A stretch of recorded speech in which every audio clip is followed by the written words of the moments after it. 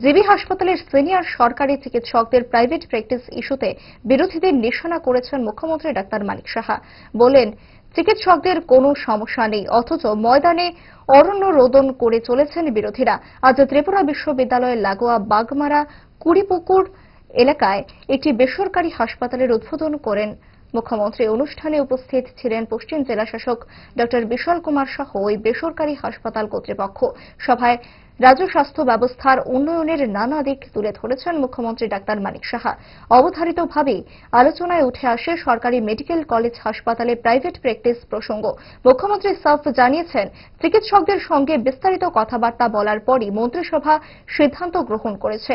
এর মধ্যে কোনো যদি কিন্তু নেই। খুব ডাক্তারদের কোনো সমস্যা নেই, ওনাদের কনফিডেন্সে রেখে কিন্তু আমরা কথা বলেছি।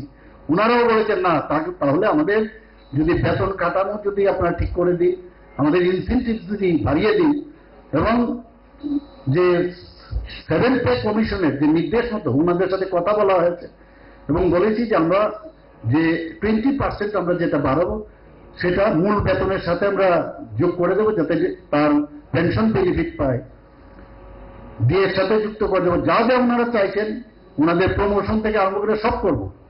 কিন্তু ডাক্তারবাবুদের কোনো সমস্যা নাই, কিন্তু দেখা যায় বিরোধী দলের ওরা খুব হইচই করছে। আরে অরণ্য রোদন তাদের সমস্যা, ডাক্তারবাবুরা বলছে আমাদের তো কোনো সমস্যা নেই। আমি কিছুদিন আগে যখন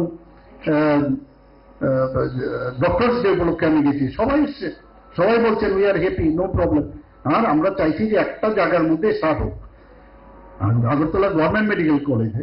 তো শুধু গভর্নমেন্ট মেডিকেল কলেজে আমরা খালি এই ব্যবস্থাটা শুরু করেছি।